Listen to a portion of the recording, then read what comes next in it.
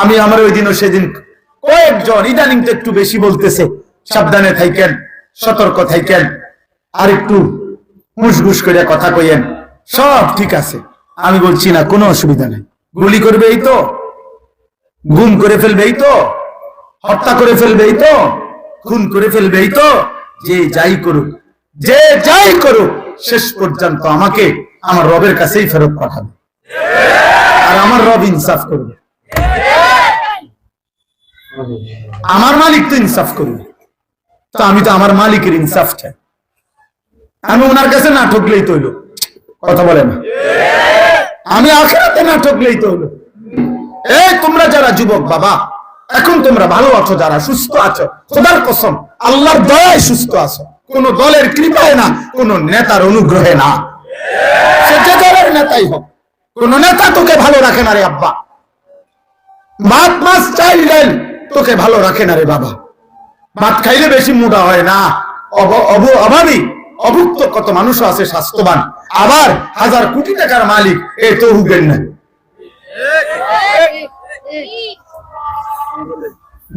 তাহলে এটা কোনো বিষয় না। মূলত ভালো রাখে কে? সুস্থ রাখে কে? নিরাপত্তা দেয় কে? ইজ্জত দেয় কে? এজন্য ফিরতে হবে কার কাছে? ডাকতে হবে কাকে? মানতে হবে কাকে? গোলামি করতে হবে কার? সেজদা দেওয়া উচিত কাকে? আল্লাহ। আল্লাহ যেন আল্লাহকে সেজদা দাও, দামি হইবা, দামি হইবা। মরে তুমিও যাইবা, আমিও যাবো, কোনো অসুবিধা নেই। আমি আমার আল্লাহ, আমার শাইখ আল্লামা মুফতি মুশতাকুন নবী কাসিমি হুজুর আমার বহুদিন বলছে এই কথা, আমার এই কথা খুব কলিজায় থাকে। হুজুরে বলছে মা বাইনি ওয়া বাইন আল্লাহ, বলছে মাওলানা আমার মাঝে আর আল্লাহর মাঝে, এই কথা মনে রাখবেন যে নিজেকে নিজে বলবেন আমার সাথে, আমি আমার আল্লাহর সাথে আমার মুআমালা সাফ। আমার আল্লাহ জিজ্ঞাসা করলে আমি মিথ্যা বলবো না, আমি মিথ্যা বলি নাই, আমি অন্যায় করি নাই, আমি দুর্নীতি করি নাই, আমি হারাম করি নাই, আমি নাফরমানি করি নাই। আল্লাহ আমি আপনার গোলামি করতে চেয়েছি, আপনার কথা বলতে চেয়েছি। হুজুর বলেন এটা যদি নিজে আল্লাহর সাথে সাফ রাখতে পারেন মুআমালা, তাইলে গোটা পৃথিবী কে কি বলে আর কে কি করে, মূল্যায়ন করে না অবমূল্যায়ন করে, ইজ্জত করে না অপমান করে, গালি দেয় নাকি ফুল দেয়, কিচ্ছু চাইবেন না, আসমানওয়ালার সাথে সম্পর্ক ঠিক করেন,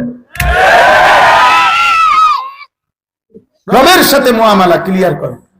দুনিয়া তো আপনার স্লোগান দিয়া বাহাবা দিল, আসমানওয়ালা বলল আমি সব জানি, তখন কথা বলে না, তখন কি হবে আব্বা? তখন কি হবে? হ্যাঁ ফুসকারে তো কইছে ফুলের মতো পবিত্র, ঠিক আছে, তো স্লোগানে তো কইছে, স্লোগানে তো কইছে, হ্যাঁ সবই তো ঠিক আছে, জনগণের বাহবা তো মিলছে, কিন্তু আসমানওয়ালা ফিরতে হবে কার কাছে বলেন? আল্লাহ, আখিরাত আল্লাহর কাছে, আল্লাহর কাছে। চলেন ভাই, অতএব আমি আপনাদের কাছে এতটুকু বললাম, যে আয়াতগুলো পড়ছি এই আয়াতগুলো একটা সংক্ষেপ এবার তর্জমা বলি।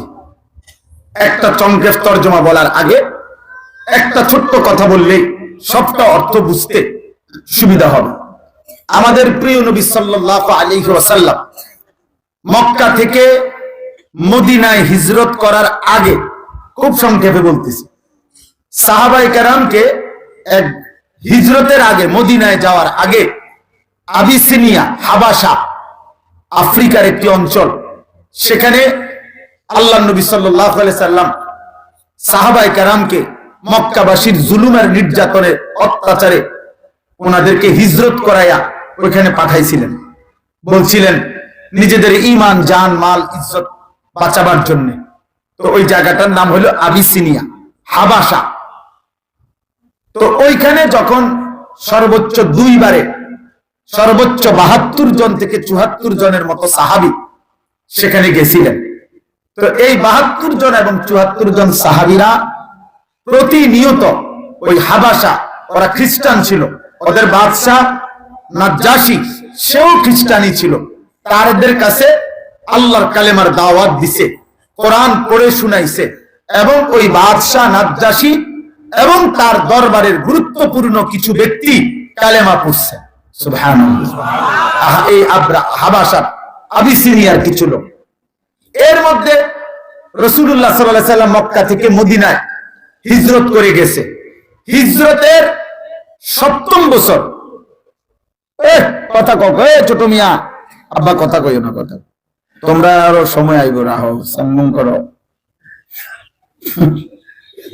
একটা হাসি দিচ্ছে, আল্লাহ কবুল করে। জি, তো হিজরতের পরে আমাদের নবী সাল্লাল্লাহু আলাইহি সাল্লাম মদিনায় যাওয়ার ৭ম বছর খায়বারের যুদ্ধ করেছিলেন। ইহুদিদের সাথে চূড়ান্ত লড়াই করে মদিনার সীমানা থেকে ইহুদিদেরকে খায়বার নামক অঞ্চল থেকে চূড়ান্ত ভাবে বিতাড়িত করছিলেন।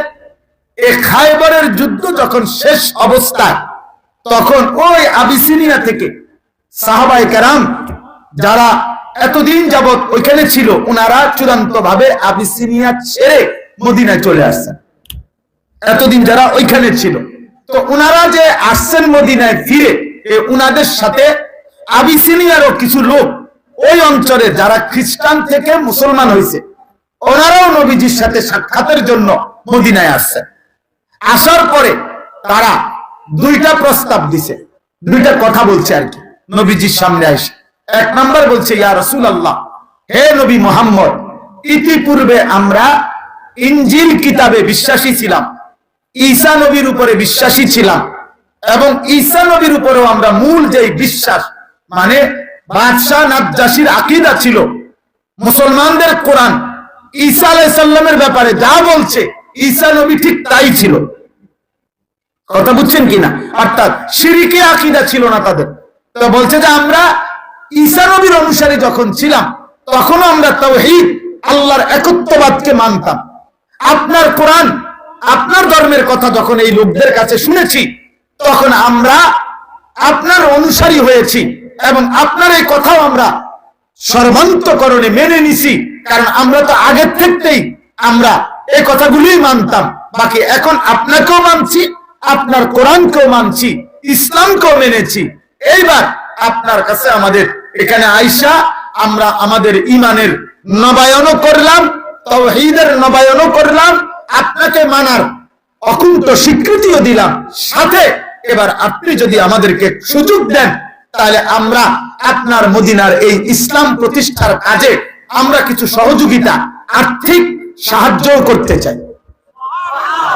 তো আল্লাহ তাআলা তাদের এই আর্থিক সাহায্য, তাদের পূর্ব থেকেই তাদের আগের ধর্মের পূর্ণ বিশ্বাস, আমাদের নবীরও পূর্ণ গ্রহণ, এই কথা একসাথে করে আল্লাহ এই আয়াতগুলোতে তাদের প্রশংসা করে আল্লাহ বলছেন, আমি আল্লাহ ওয়াদা দিলাম এমন ঈমানদার যারা আগেও তাওহীদ মানছে, আগের ধর্মের মধ্যে থাইকা এখন আমার নবীকেও গ্রহণ করছে, কোরআনকেও গ্রহণ করছে, আমি তাদেরকে প্রত্যেক আমলের বদলায় দ্বিগুণ দ্বিগুণ নেকি দিতে থাকবো।